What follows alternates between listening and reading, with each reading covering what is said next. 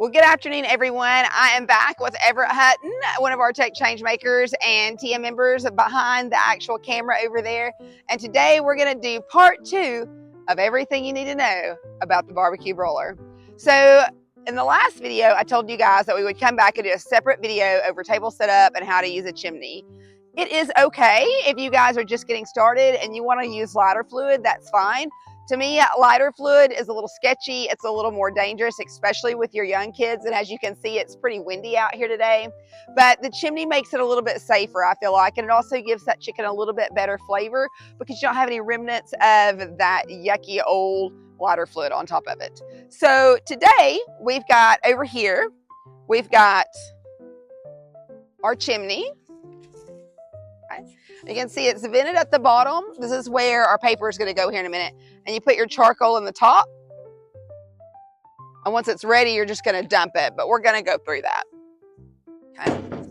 I've got this silver pan right here. It's got our paper for the bottom of the chimney already in it.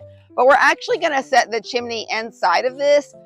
If you use a chimney, you have to either put it on a pan or on concrete, or that's considered a fire hazard if you do not. Or I believe for barbecue broiler, it actually has to be set in your grill. But for today, since we don't have a grill, I'm going to show you how to do it with the pan. We've got tongs, lighter stick, and our handy dandy snowman Christmas themed pot holder. We've got our lighter fluid right here. Again, this says instant light. You guys actually can't use instant light unless you are a clover bud. No instant light. It's just what we had here for something we did. So we're going to go ahead and get started. And one of the first things I'm going to show you is actually how to start and get this ready. And then while it's rolling, then I'll tell you a little bit about your table setup, your safety, and your chicken temperature, where to temp it and what temp it should be. All right, so on our chimney, the first thing that you want to do is go get you some scratch paper or get you some newspaper. Don't use magazine paper. It has like a gloss coating on it and it takes a little bit longer to burn. So just plain old, this is from Miss Rita's stash. Or like I said, you can use newspaper, that's just fine. So we're going to take the chimney. I'm going to put these in here for right now. And we're actually going to place it where we want it. We want it in here, or if this is at the actual barbecue broiler, you do this inside your grill. You take your grate out and you set this inside the grill. And you just start stuffing.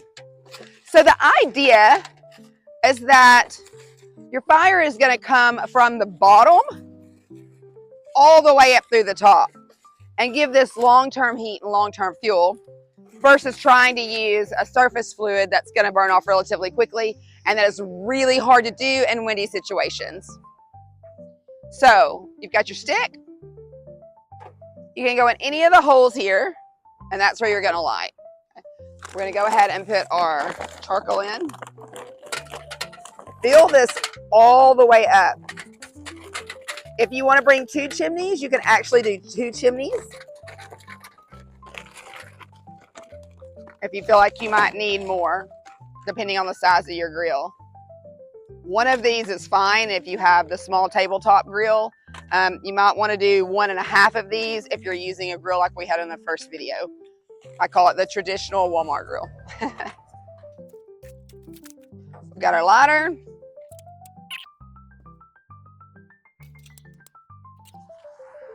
So you can see our smoke starting to roll out of there. It's catching that paper on fire and it's kind of protecting it from the wind at the same. I'm lighting it from this side over here as well, just another. There we go.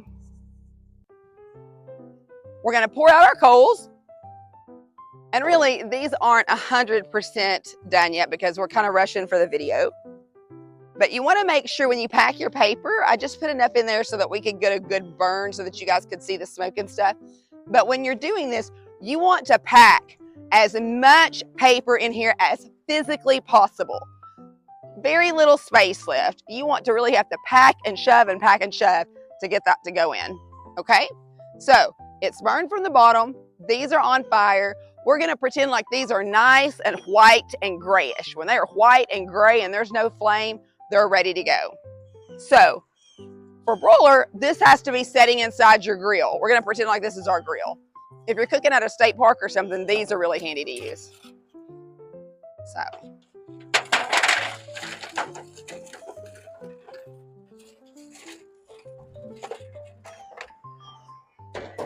This is extremely hot.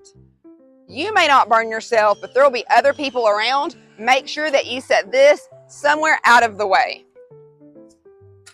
That basically is a branding iron right now.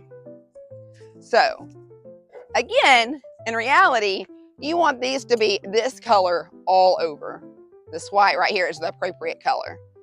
That is a hot coal. This is putting off a significant amount of heat just like it is, but when they're like this, that's when they're ready to cook and there's no sign of fire. On your grill, make sure that you even your coals out on the inside, but you want to slightly build up to the middle because the thighs aren't very big. So you can lay your thighs and you want them over the maximum heat, okay? Another pro tip, whatever tongs you're using to turn your meat, spray them with a little Pam each time you go to turn it and it'll keep your meat from sticking. So today you've learned how to use your chimney, how to put your paper underneath it, how to use your fire stick to start it. You've learned how to dump your coals to make sure that you put them inside your grill and to be sure and temp your chicken at 165. If you guys have any questions, call me at the extension office at 870-933-4565 and we'll see you next Friday here for the Craighead County Barbecue Roller Competition. Thanks, have a great day and keep cooking.